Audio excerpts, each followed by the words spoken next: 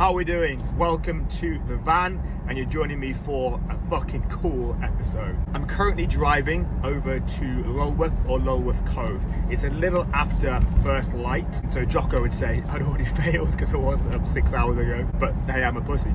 We're driving over to Lulworth to do something called the roller coaster, which some of you may or may not be familiar with.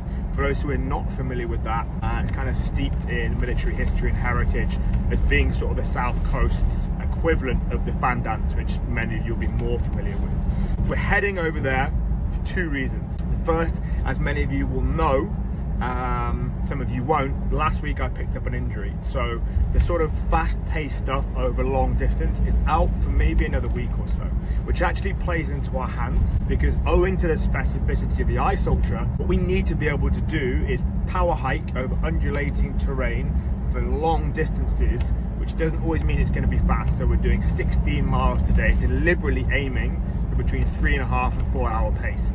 Whereas last week, I think we did 20 miles in 3 and a bit hours. So deliberately slowing it down, using the poles, power hiking it out, which brings me to the second point, the most exciting point of today. Today is about kit testing, and we have some fucking exciting, really cool bits of kit that we're going to put through their paces, and today could not be better weather for it. What I mean by that is not that it's fucking glorious sunshine and cool and calm and blue skies. It's actually the opposite. It's blowing a hoolie.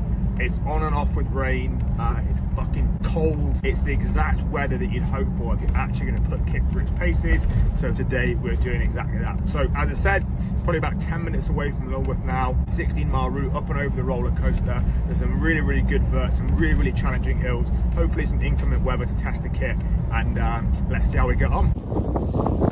I don't think you can hear me, but this is great weather for kit testing. We've got a merino base layer underneath, we've got the Orion wing guard on top of that, short trousers, and they are doing a fucking gleaming job of keeping the wind off me, while still allowing me to ventilate so I'm not sweating through all my kit. Hell of a day for it.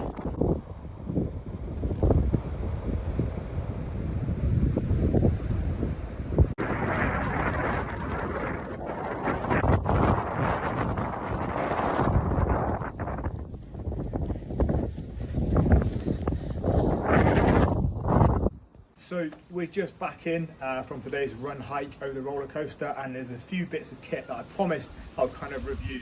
The first of those is the Innovate Trailfly. I'm going to be honest, this is my first run of them today, and as soon as I put them on, I thought, oh fucking no. There was a huge problem with the heel slip, but I persevered. I tied like a usual heel hook knot, and I'm glad I persevered because they were fucking unbelievably good. Really good amount of stack, really good amount of grip, even in deep shitty mud. Unless you're wearing like a mud claw, there's not much that's going to be perfect in those conditions, but he's really held their own on short sections of road, across mud, across hard rock. These were absolutely bombers today, so fair play to Innovate, they're really, really good. On to the Charge trouser. So this is going to be the trouser that I use in the ice. For me, having kind of girthier legs, as most of you probably do as well, the primary concern is kind of chafing, so I was a bit apprehensive today, but I wore like an Under Armour compression short underneath, and these again were absolutely exemplary. The main benefit of these being just the big like billowy dump pouch on the legs, so like your gels, like your fucking wrappers, your gloves, all that sort of stuff is mega easy. Just pull the pocket up, punch them in. Those again, I've had them for a long time, but just for loafing around in, to be honest. That was my first time using them in anger, and they are really, really good. On to the top layers. I've been kind of flapping a bit about what I'm going to use when it comes to the ice, because although it's going to be really cold down to -40, you're going to be exerting heavily, and there is going to be a high wind, up to 50-mile-an-hour winds. So I've just, for the first time today, tested my system. I don't know if you can see what that is, but basically that's one of the through dark merino layers with a half zip, and that was absolutely fucking bombers. Even though it was wet through, it didn't fail to insulate, which is obviously one of the main points of merino. Then on top of that, all I had, I think it's their Orion wind guard, I can't remember the exact name of it, but their wind guard over the top. It is not waterproof, but it is water repellent, DWR coated, so that really did a good job of keeping the wind off with the insulation on the top. And the second benefit of this is it has quite a deep zip, so you can put it all the way down to like the sternum, so you can ventilate, so you're not getting too hot and sweating through your kit, but you're still staying warm. So these 4 bits of kit today really did make a difference on that route. The calf is is doing what it needs to do. We stuck to zone 1 today, which takes absolute discipline, as many of you know as you're hooning it down the hills. But yeah, really good week in the books.